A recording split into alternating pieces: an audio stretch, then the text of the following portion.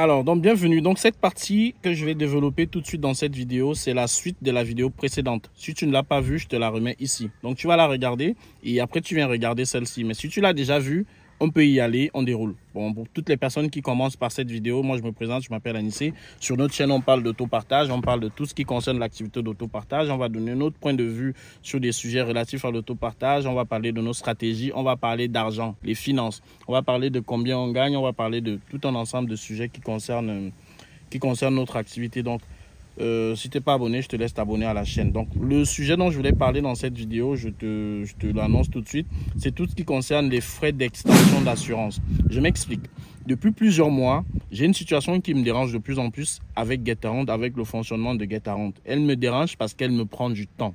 Elle me dérange parce que je dois à chaque fois me justifier auprès du locataire. Et je pense que toi également, tu as déjà vécu cette situation. Je m'explique.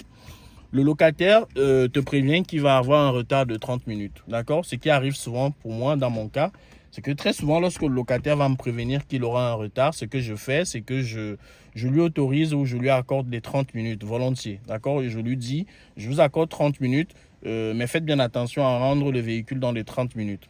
Ce qui se passe très souvent, c'est que le locataire, donc, il va prendre les 30 minutes de plus que je lui accorde. Et ce que moi je fais, c'est que je vais désactiver la pénalité dans la partie de Getarant où on peut désactiver la pénalité de retard. Donc le locataire, il rend le véhicule. Il n'a pas la pénalité de retard.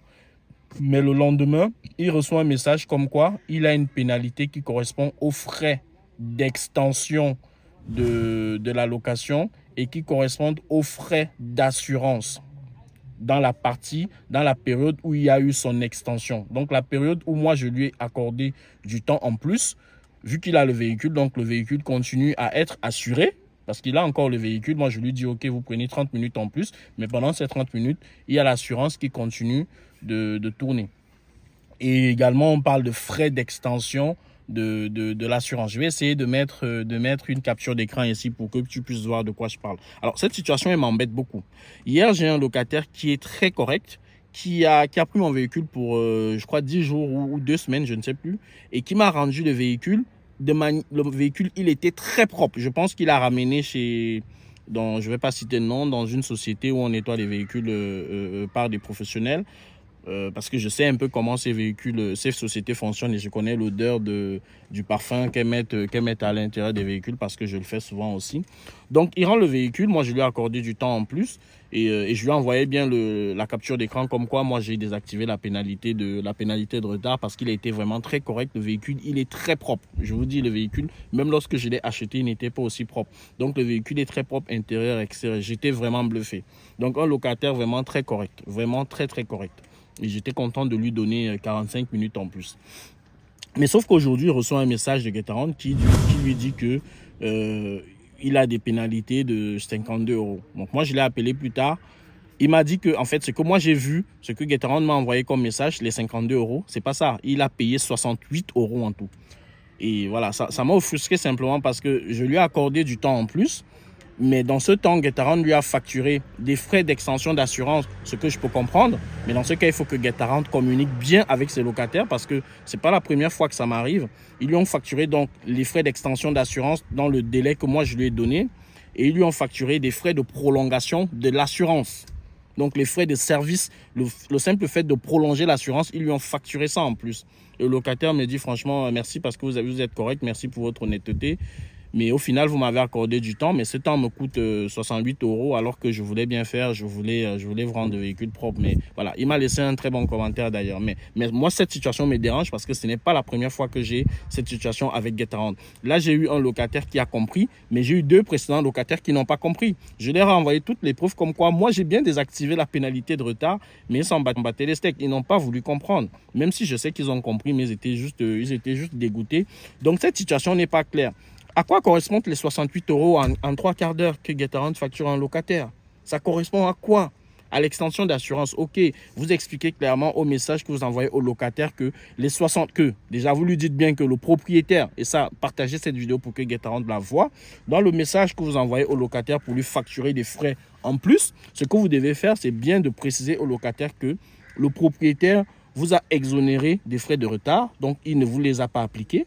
Et les 68 euros que nous vous appliquons correspondent à 32 euros, je ne sais pas trop, 32 euros de frais d'extension d'assurance, 36 euros de frais du service d'extension. Mais il faut expliquer ça au locataire parce que ce que moi je fais à chaque fois, c'est qu'il faut que je lui renvoie des captures d'écran où il voit bien que moi j'ai désactivé la pénalité de retard parce que c'est ce que je lui ai promis. Parce qu'au début, ce que le locataire s'est dit, c'est que vous êtes malhonnête.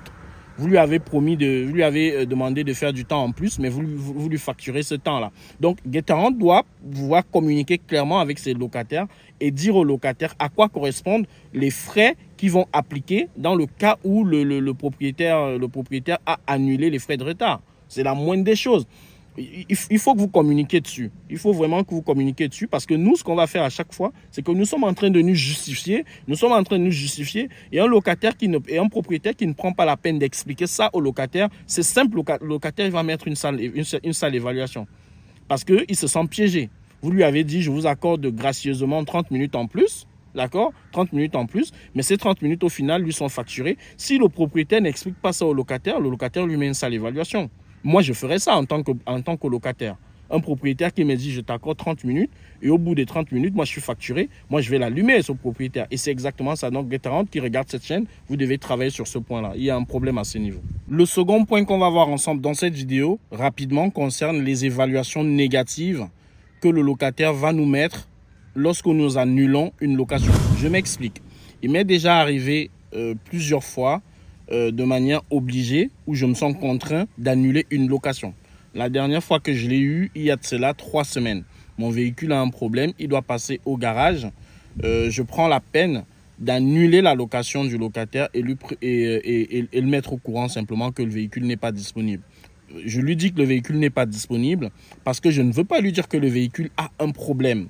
Parce que si je lui dis que le véhicule a un problème et que c'est pour cette raison que j'ai annulé la location, ce que le locataire va faire, parce qu'on les connaît très bien, je les connais très bien, c'est qu'il va utiliser cette expression-là dans le commentaire qu'il va me mettre. C'est-à-dire dans le commentaire qu'il va me mettre, il va dire que j'ai annulé la location parce que le véhicule avait un problème mécanique. Il va le dire, qu'il mette 5 étoiles ou 1 étoile, il va dire que moi j'ai annulé sa location parce que le véhicule avait un problème mécanique. Et je ne veux pas que ce type de commentaires apparaissent dans les commentaires, les évaluations que je reçois. Donc, je lui dis que j'annule la location parce que je n'ai pas mis à jour mon planning. Je lui ai donné une raison comme ça, mais je ne lui ai pas dit la vraie raison. Le véhicule, il a fait une journée au garage, il est ressorti.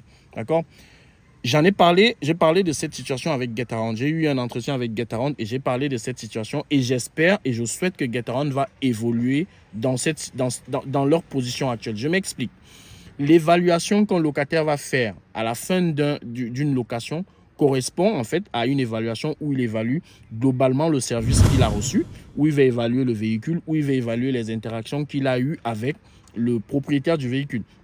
C'est à ça que correspond l'évaluation. On évalue un service qu'on a reçu, un produit, un service qu'on a reçu, la prestation qu'on a reçue. Mais ce que Getarant fait aujourd'hui, c'est qu'ils ont laissé la liberté aux propriétaires et également aux locataires d'évaluer une location qui ne s'est pas déroulée.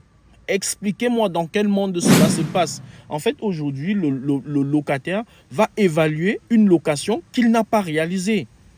Nous avons, nous, en tant que propriétaires, tout comme le locataire a la possibilité d'annuler une location. Nous, les propriétaires, nous pouvons annuler une location et dans tous les cas, ça va impacter notre taux de location. On peut même se retrouver dans une situation où on va devoir rembourser ou payer, indemniser le locataire. Mais ça, c'est à notre charge. Tant pis pour nous.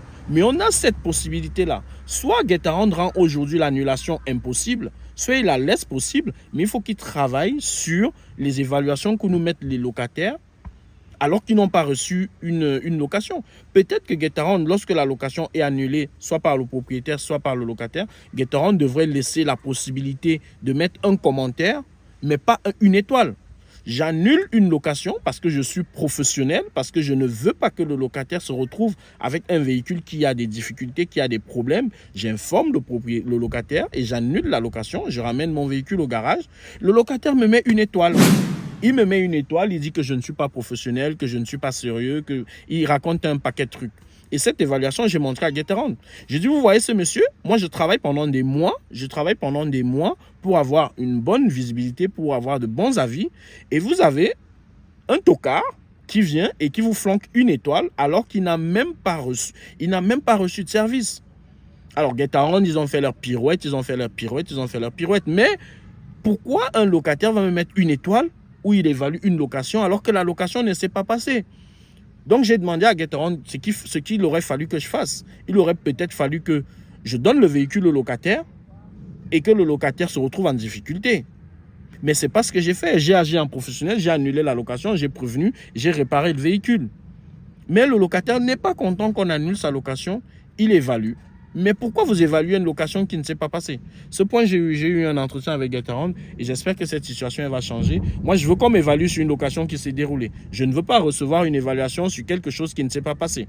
En plus, le locataire n'est même pas, il n'est même pas honnête d'avouer que vous avez prévenu. Et voilà, il vous met une étoile et il dit que vous avez annulé sa location. Et ce cas-là, vous êtes nombreux à le recevoir. Aujourd'hui, lorsqu'on va annuler une location, pour une raison valable ou même pas valable, mais lorsqu'un propriétaire annule une location, c'est la double sentence ou la triple sentence. Vous avez un mauvais commentaire, vous avez votre taux d'annulation qui va être impacté. Et la troisième sentence, c'est que vous pouvez même rembourser des sous au locataire.